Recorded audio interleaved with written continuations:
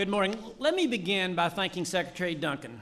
All of us are grateful for your commitment to higher standards, for setting the expectation that every child can learn, and for being committed to shrinking the achievement gap. We in Tennessee, I know along with a lot of other states, appreciate the working relationship we have with you and the Department of Education.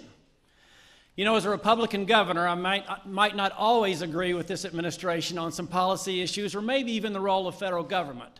But when there are things that we can work together on, then we should. And this is one of those issues that we can work together on. In Tennessee, we have raised our standards. We've linked teacher evaluation to student performance, and we are holding ourselves accountable. We believe that we are most qualified to make our own decisions about how to continue our progress in making certain every child is career or college ready. I look forward to the federal government narrowing its role in education and allowing Tennessee the flexibility to abide by its own rigorous standards. Education decisions are best made at the state and local level. Ladies and gentlemen, please join me in welcoming the President of the United States.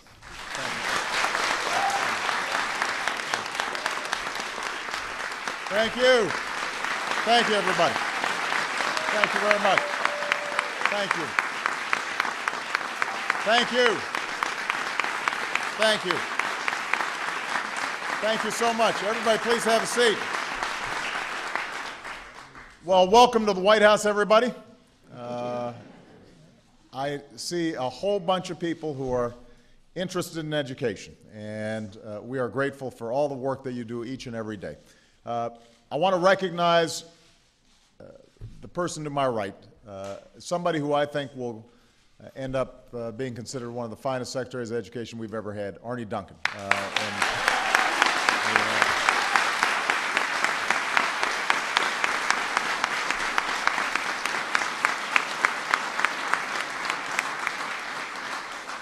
In addition to his passion, probably the finest basketball player ever in the cabinet. I also want to thank Governor Bill Haslam of Tennessee for taking the time to be here today and the great work that he's doing in Tennessee. I'm especially appreciative because I found out that his daughter is getting married and he is doing the ceremony tomorrow, so we've got to get him back on time. But we really appreciate his presence. Thank you. And a good friend, somebody who I had the pleasure of serving with during the time that I was in the United States Senate. He's now the governor of Rhode Island, Lincoln Chafee. It's wonderful to see Lincoln. Thank you all for coming. And I do want to acknowledge two guys who've just worked tirelessly on behalf of education issues who happen to be in the front row here. From the House, outstanding Congressman George Miller.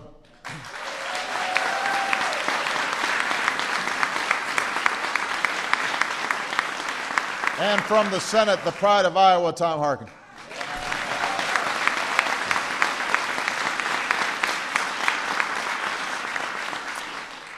Now, it is an undeniable fact that countries who out-educate us today are going to out-compete us tomorrow. But today, students are sliding against their peers around the globe. Today, our kids trail too many other countries in math, in science, in reading. And that's true, by the way, not just in inner-city schools, not just among poor kids, even among what are considered are better off suburban schools. We're lagging behind where we need to be. Today, as many as a quarter of our students aren't finishing high school. We have fallen to 16th in the proportion of young people with a college degree, even though we know that 60% of new jobs in the coming decade will require more than a high school diploma. And what this means is, if we're serious about building an economy that lasts, an economy in which hard work pays off with the opportunity for solid middle-class jobs, we've got to get serious about education. We are going to have to pick up our games and raise our standards. We're in the midst of an ongoing, enormous economic challenge. And I spend a lot of my time thinking immediately about how we can put folks back to work. and how we can stabilize the world financial markets, and those things are all important. But the economic challenges we face now are economic challenges that have been building for decades now. And the most important thing we can do is to make sure that our kids are prepared for this new economy. That's the single most important thing we can do. So even as we focus on the near term and what we've got to do to put folks back to work, we've got to be thinking a little bit ahead and start making the tough decisions now to make sure that our schools are working the way they need to work. Now, we all know that schools can't do it alone. As parents, the task begins at home. It begins by turning off the TV and helping with homework and encouraging a love of learning from the very start of our children's lives. And I'm speaking from experience now. Malia and Sasha would often rather be watching American Idol or SpongeBob. But Michelle and I know that our first job, our first responsibility is instilling a sense of learning, a sense of a love of learning in our kids. And so there are no shortcuts there. We have to do that job, and we can't just blame teachers and schools if we're not instilling that commitment, that dedication to learning in our kids. But as a nation, we also have an obligation to make sure that all of our children have the resources they need to learn, because they're spending a lot of time outside of the household. They're spending the bulk of their waking hours in school. And that means that we've got to make sure we've got quality schools, good teachers, the latest textbooks, the right technology. And that, by the way, is something we can do about right away. That's why I sent the jobs bill to Congress that would put thousands of teachers back to work all across the country and modernize at least 35,000 schools.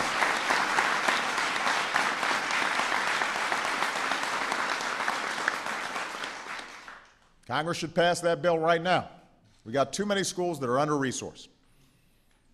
Too many teachers who want to be in the classroom who aren't because of budget constraints, not because they can't do the job. So parents have a role, and schools need more resources. But money alone won't solve our education problems. I've said this before, I will repeat it. Money alone is not enough. We also need reform. We've got to make sure that every classroom is a place of high expectations and high performance. And that's been our vision since taking office. That's why instead of just pouring money into the system that's not working, we launched a competition called Race to the Top.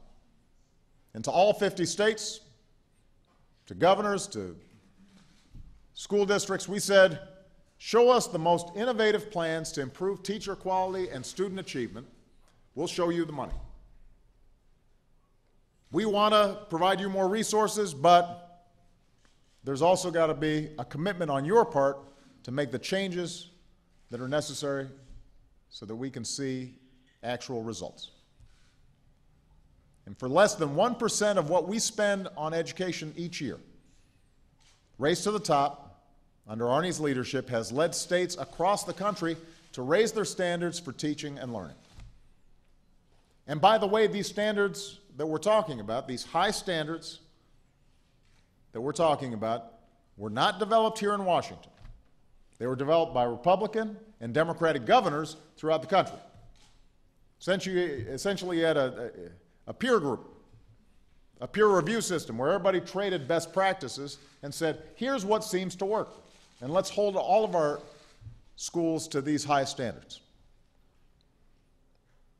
And since that's Race to the Top's been launched, we've seen what's possible when reform isn't just a top-down mandate, but the work of local teachers and principals and school boards and communities working together to develop better standards. Now, this is why in my State of the Union address this year, I said that Congress should reform the No Child Left Behind law based on the principles that have guided Race to the Top. And I want to say, the goals behind No Child Left Behind were admirable.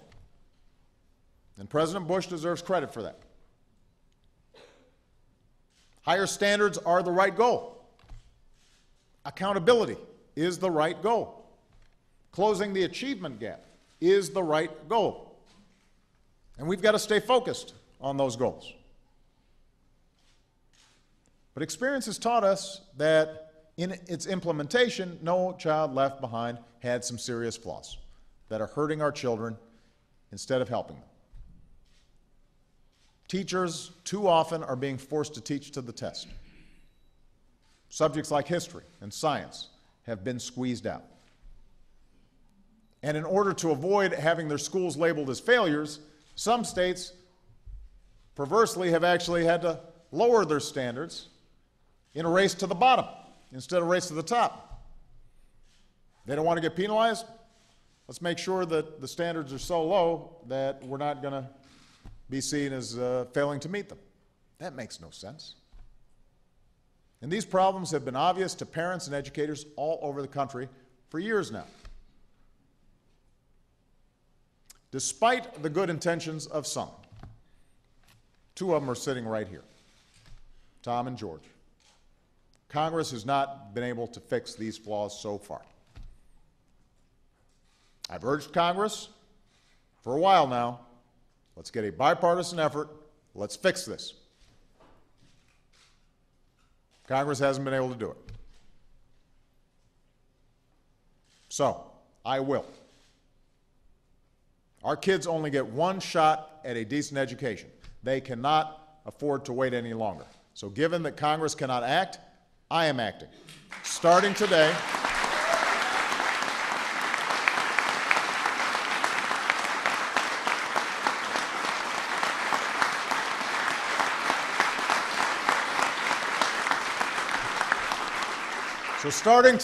we'll be giving states more flexibility to meet high standards.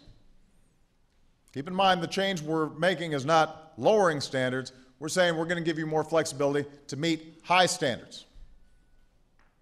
We're going to let states, schools, and teachers come up with innovative ways to give our children the skills they need to compete for the jobs of the future. Because what works in Rhode Island may not be the same thing that works in Tennessee. But every student should have the same opportunity to learn and grow no matter what state they live in. Let me repeat, this does not mean that states will be able to lower their standards or escape accountability. In fact, the way we've structured this, if states want more flexibility, they're going to have to set higher standards, more honest standards that prove they're serious about meeting them. And already 44 states, led by some of the people on this stage, have set higher standards and proposed new ways to get there. Because that's what's critical. They know what's at stake here. Ricky Hall is a principal of a charter school in Worcester, Massachusetts. Where's Ricky? Oh, Ricky's not here.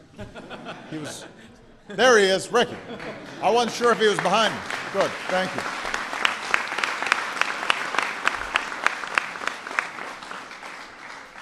Every single student who graduated from Ricky's school in the last 3 years went to college. Every single one.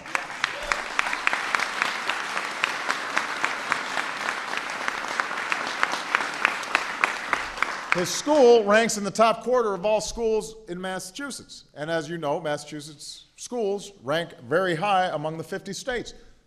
But because Ricky's school did not meet all the technical standards of No Child Left Behind, his school was labeled a failure last year. That's not right. That needs to change. What we're doing today will encourage the progress at schools like Ricky's. Is John Becker here? He is? All right, here's John. I didn't think you were John. John teaches at one of the highest performing middle schools in D.C. And now, with these changes we're making, he's going to be able to focus on teaching his fourth graders math in a way that improves their performance instead of just teaching to a test.